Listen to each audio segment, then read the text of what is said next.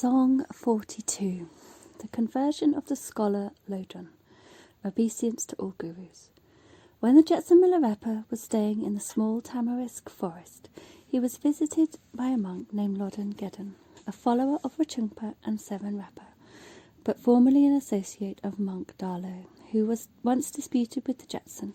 After making many obeisances to Milarepa, he said, "Most precious Jetson, when I first saw you, I admired you greatly, and I witnessed how my friend Darlo died.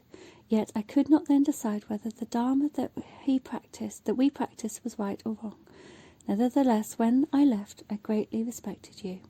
I now come to you for instruction. Pray be kind enough to teach me." The Jetson replied, "The Dharma practice of a man who indulges in diversions but not in remembering death will be of little use, because he can neither reduce his wrongdoings nor increase his virtues. Now listen to my song. Our Lord Buddha preached the Dharma to conquer worldly wishes, yet those conceited scholars are slaves to their desires. The Buddha instituted priestly rules so that the world could be renounced, yet those restrained and virgin monks with the world are fully occupied. Buddha praised the recluse's way of living so that worldly ties should be renounced, yet many hermits of today are more attached to worldly ties. If you forget that death will come, your Dharma practice means little and helps nothing." "To my regret, I have always been like that," said Lodrun. "From now on, I shall ever remind myself of the coming of death. Now pray give me some instructions to practice." The Jetson, thinking, "I shall see whether he can really devote himself to meditation," replied, "Whoever has little desire for this life can reach Buddhahood by practicing scholastic Buddhism, although it may take a longer time." He sang in elaboration, "I bow down to all gurus. Listen to me, venerable monk. The basic priestly rules are the great pillars of the Buddhist hall. One should rect them straight, keeping them from learning. Study in logic and the sutras is a precious cleanser of Buddhist teaching, removing the rust of wrong ideas. The disciplines of the three learnings are of Buddhism the friends. They should not as foes be treated. The logic and views of Mahayana conquer the disputes of fools, enlightening those in darkness." But Lodrun said, "Hitherto I have only practiced verbal Dharma. Pray grant me the quintessential teachings." Thus, with great earnestness, he continued to petition the Jetson. Knowing that Lodrun's time for initiation had come, Milarepa at first sat quietly and pretended to frown, whereupon Lodrun besought Rachungpa, Seven Repa, and the other disciples to intercede for him. Milarepa, very pleased by their sincere petitions, finally gave his consent, saying, "The persuasion of 2 Repas is too strong for me to resist. Our venerable monk is also a gifted man, capable of genuine practice." Then turning to Lodrun, he continued, "Under these circumstances I will give you the instructions, and I sincerely hope you will practice them diligently. If one only knows but does not practice the Dharma, the results will be like this." Whereupon he sang, "I pay homage to all gurus. Both you, the priest, and you yogis, have pled with me. The petitioner is our venerable monk, a learned man renowned in 3 valleys. He asks for instructions to enter the path of goodwill are he and his assistants. I am the yogi Milarepa, beloved son of Buddha Marpa. I speak not from hearsay nor with pomp. Though words are sensible and from the heart, they will stand criticism and analysis, so with care listen to what this old man says.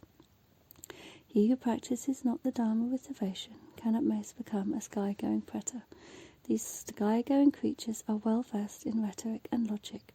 Knowing much of Tantra, they possess magic powers and work wonders. Living in comfort, they enjoy all pleasures. But since they do not truly practice Dharma, nor take heed of their minor faults, they can never free themselves from worldly desires and self-conceit. Thus the compassion voidness will never arise in them, nor will the buds of pain within them wither. In samsara's sea they will forever flounder. Much knowledge, sharp intelligence, and mighty magic, these powers are like fire and wood scorching one's mind. One can be sure that unhappiness will result from his own sinful deeds. Practice of the Dharma is the unmistaken way. The death-reviving drug is a life-saver, but 'tis useless if not taken.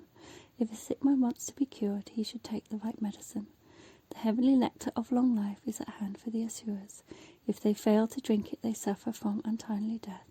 What good can the elixir do them? To protect yourself from untimely death, pour the nectar in your mouth and drink it. In Yama's treasury much food is stored of 100 flavours, but many Yamas fail to eat it, and from starvation die. What does this food benefit them? He who would relieve his hunger should put the food in his mouth and eat it. With great faith, Lodrun said, Each word of yours impresses me with deep conviction. Your preaching is indeed most profound. Now please be kind enough to instruct me in the essence of the 6 parameters. In response, the Jetson sang. I am not well versed in words, being no scholar preacher, yet this petitioner is sincere and good. The 6 parameters contain all Buddha's teachings. To those who practice Dharma, wealth is but a cause of diversion. He who gives it all away will be born a prince of heaven. Noble is it charity to practice. Moral discipline is a ladder to liberation, which neither monks nor laymen can discard. All Buddhist followers should practice it. Buddhist patience, by Drangsung exemplified, is the virtue which the Buddha cherished most. It is a garment difficult to wear. Yet all merits grow when it is worn. Diligence is the short path to freedom, and a necessity for Dharma practice. Without it nothing can be done. Ride then the horse of diligence. These 4 dharmas bring merit to men, being indispensable for all. Now I will speak of wisdom. Meditation is a teaching between these 2, as it applies to both wisdom and merit practice. By it all distractions are overcome. For all Buddhist practice it is most important. Wisdom parameter is the teaching of final truth, the dearest treasure of all Buddhas. Enjoy it then without exhaustion. It is the wish-fulfilling gem of heaven, fulfilling the hopes of all sentient beings. To those who can't renounce activities, wisdom parameter will bring final rest. This provision of wisdom is most precious. By it one will reach perfection step by step. This is for my reply, venerable monk. Remember and practice it with joy. Having heard this song, many of the disciples gained great progress. The Jetson then said to Vechungpa and 7 Repa, Prepare the offerings I am going to initiate of venerable monk. The initiation and pith instructions were thus given to Lodrun.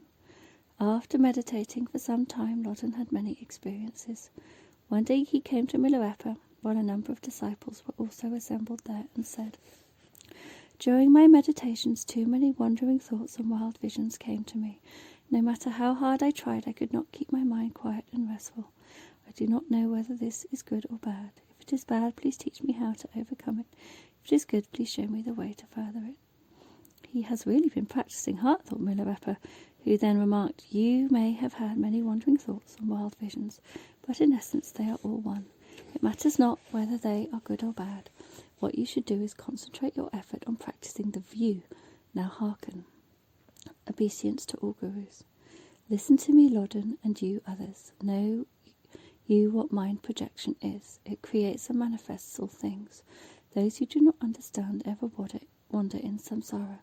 To those who realize all appears as a dharmakaya, they need search no more for another view. Know you, venerable monk, how to set your mind at rest. The secret lies in letting go, making no effort and doing nothing, letting the mind rest in comfort, like a child asleep at ease, or like the calm ocean without waves. Rest then in illumination, like a bright and brilliant lamp. You should rest your mind in peace, corpse-like without pride. Rest your mind in steadfastness, like a mountain, do not waver. For the mind essence is free from all false assertions.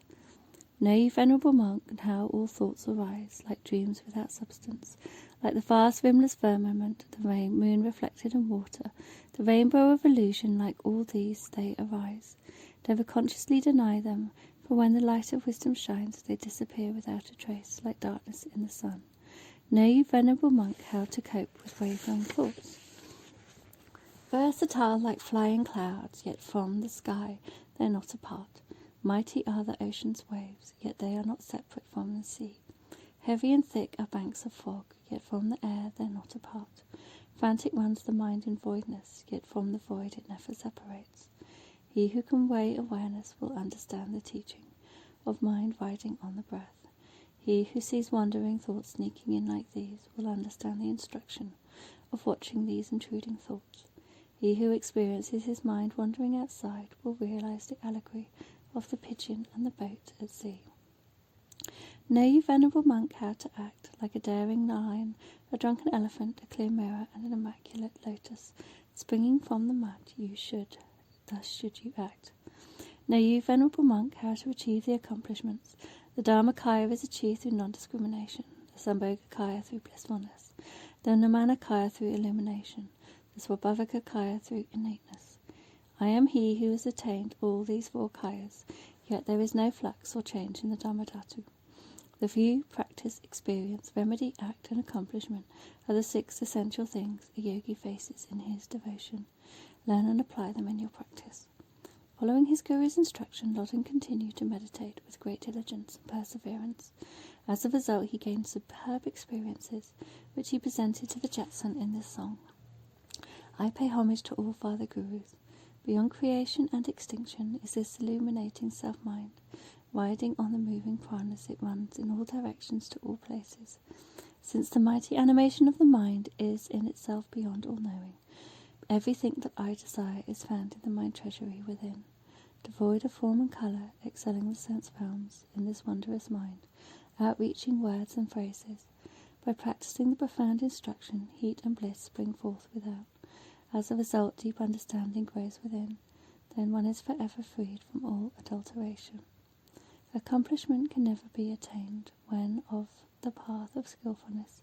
Wondrous are these instructions of the whispered lineage. By following this profound path of skill, realization have I, the yogi, gained. These wondrous teachings are good indeed to practice. Milarepa advised Lodrun, Venerable monk, do not fasten your mind to any ground. Do not close it to any contact. Do not fall into bigotry or extremes. Your mind is something that can never be described, explained, or designated.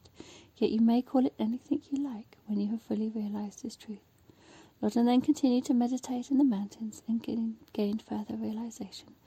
By study he cleared away all outer doubts, and through actual practice he wiped out all inner misconceptions, until a yogi monk he became the snow lion-like intimate son of Milarepa. This is the story of the monk Lodrun.